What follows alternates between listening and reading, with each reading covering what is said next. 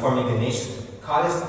But how can we be united as a nation when we're not even united as a religion? We have schools, camps, and symposiums, but we need leaders that are not afraid to be criticized and ostracized, and are willing to compromise not their values, but their individual desires for the good of the Bangla. We need to present ourselves in public through community service, press releases, our careers, and schools. We don't need one leader. We need everyone to be leaders that embody the principles of Sikhi, yet are not corrupted by societal pressures. Just remember the words of Dwight D. Eisenhower: you do not lead by hitting people over the head. That's assault, not leadership. Vaheguru Ji Ka Khalsa, Vaheguru Ji Ki Fateh. साथ संगत जी गज के फतेह बुलाओ, वाहिगुरु जी का खालसा, वाहिगुरु जी की फतेह. Any identity that is created, big or small, is hard won. It takes time, effort, hard work, and maintenance. As such, the Sikh identity was not an identity that was carved in a couple of years. It took over 200 years and 10 gurus just to create it, and another 300 to maintain this unique character. Maintaining any sort of identity is integral, for where would one stand without a distinct identity to define them? The Sikh Sabha movement was one such maintenance project. The Sikh identity started crumbling before and during Maharaja Ranjit Singh's time. The rites and rituals and customs that were prevalent during his Raj were completely against Sikhi, and the stream of Brahmanism was slowly trickling in as well. After Maharaja Ranjit Singh's death, this stream turned into a roaring river, bent on destroying Sikhi out of existence. And I quote the book: the 50 years period post-Maharaja Ranjit Singh is the time when Sikh ideology and tenets were being overshadowed by the darkness of Brahminic influence. That period may look like the pinnacle of glory in light of the governance being in the Sikhs' hand, but it just remained a period of lack of development of the Sikh Sangat, reorganization of funds, and central leadership. In addition, the British Raj brought the major influence of Christianity during the late 19th century. While Christian influence had already set in during Maharaja Ranjit Singh's time, with the increase of Christian missionary activity, especially after Maharaja Dalip Singh's conversion to Christianity, the Sikh population declined at an unprecedented rate.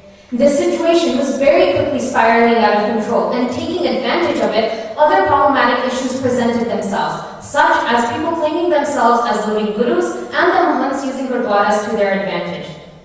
Initially, 2 attempts, the Nirankari and Namdari movements, were initiated to fix the situation. Both movements underwent their own share of troubles, problems, and hurdles, and in the end they could not succeed as both fell into the clutches of the concept of a living guru. The creation of the Sikh Sabha movement can be directly related to 2 incidents in 1873. In February, 4 young Sikh students of the Amritsar Mission School announced their intention of converting to Christianity.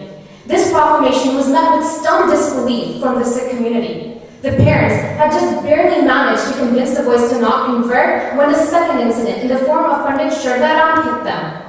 This Pandit had been employed by the British to write a history of the Sikhs, and he came to Amritsar to hold various lectures at Guru Ka Bagh.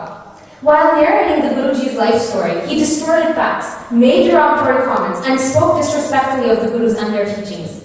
These comments by the Pandit were met by mutual reactions and acceptance by the Sikh community. Alarmed at the effect these comments were having on the Sikhs, some decided to step up and challenge the Pandit to a debate, causing the Pandit to leave Amritsar quickly.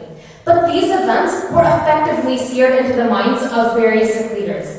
Disturbed Sardar Thakur Singh Sandhanwalia, Baba Khem Singh Bedi, Kanwar Bikram Singh, Gyani Gyan Singh, and other Sikh leaders combined their efforts and convened a meeting in Guru Ka Bagh on July 30th, 1873, and the Sri Guru Singh Sabha was established.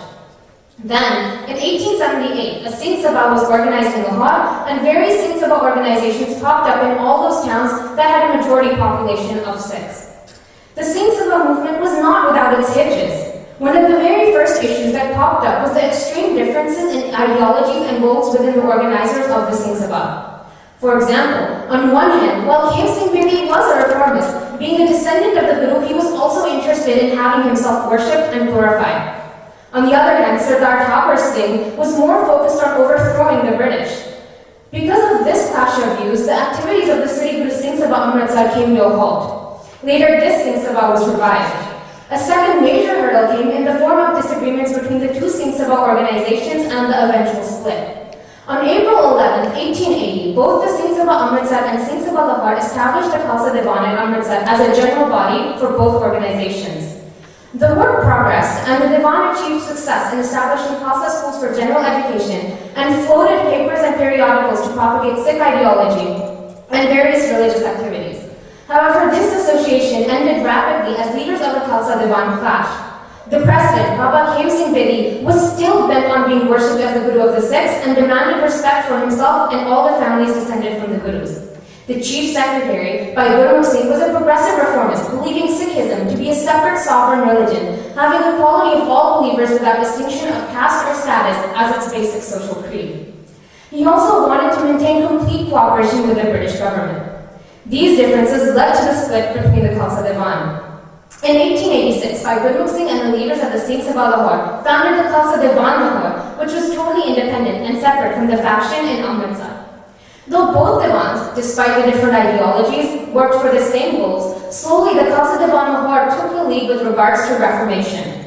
This was solely possible through the dedication and efforts of three individuals: Professor Gurmukh Singh, Gyani Dit Singh, and Sardar Jawahar Singh.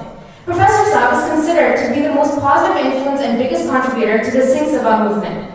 Working along with his associates, he was extremely successful in combating many of the major issues surrounding the Sikh Sabha movement.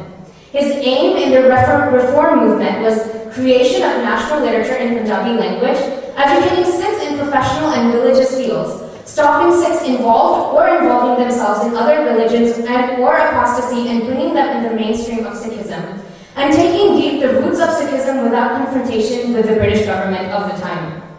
Bhai Gurmukh Singh is credited with reviving Sri Guru Singh Sabha Amritsar and establishing Sri Guru Singh Sabha Lahore. Bhai Sahib, along with Kanwar Bikram Singh and Sardar Thapar Singh, worked entirely so that Punjabi could be taught in the Punjab University Oriental College, and they succeeded when it was accepted in 1877. With the acceptance of the Punjabi language, he also took up professorship at the university and included the Guru Granth Sahib Ji and lectures on Gurmat philosophy in the curriculum. Bhai Gurmukh Singh also wrote books in Punjabi and also was a leader in Punjabi journalism. In this field, he began the publication of various newspapers such as Gurmukhi Akhbar, Vidyarth Punjab, Khalsa Gazette, and Khalsa Akhbar, all of them for the progress and prosperity of the Punjabi language. These newspapers also contributed to propagating the Sikh Sabha movement and the issues which needed to be recognized and reformed. Bhai Sahib himself also traveled throughout Punjab, delivering lectures, which resulted in various Sikh Sabha organizations all over Punjab. Bhai Gurmukh Singh Ji became one of the foremost leaders during the Sikh educational movement as well, and did not hesitate in emphasizing education for Sikhs and opening schools and colleges for Sikh students. With Bhai Sahib's efforts, along with others, a Khalsa college was finally established in 1892. With Bhai Gurmukh Singh Ji's death in 1898, at the age of 49, a huge loss was suffered by Khalsa Diwan Lahore and Khalsa College. As the writer of the book says, if he be called Sir Sayyid Ahmed of the Sikhs, it would not be an out-of-context or a mismatched statement. Samsung Ji, the Sikh Sabha movement maintained and gave back our unique Sikh identity, and it is up to us to continue this maintenance. We should make it a commitment to be informed of what is happening in the Sikh community and in the rest of the world so that we can correctly maintain the Sikh identity and principles. Being informed is also part of educating ourselves. Education is the way to improvement, and our life should be dedicated to continuously improving ourselves. General education aside, the biggest area we lack in is the education of our Gurmat ideologies and principles. Being educated about Sikhism is not by any means concentrated to rambling off sakis of the Gurus and Sikhs. It is purely the fact that do we understand what our Guru is trying to tell us? Do we even try to learn what Gurbani tells us, or do we just mechanically do path and think everything will be alright? And in order to understand the Guru Granth Sahib, we need to learn Punjabi. We need to learn how to read and write Gurmukhi.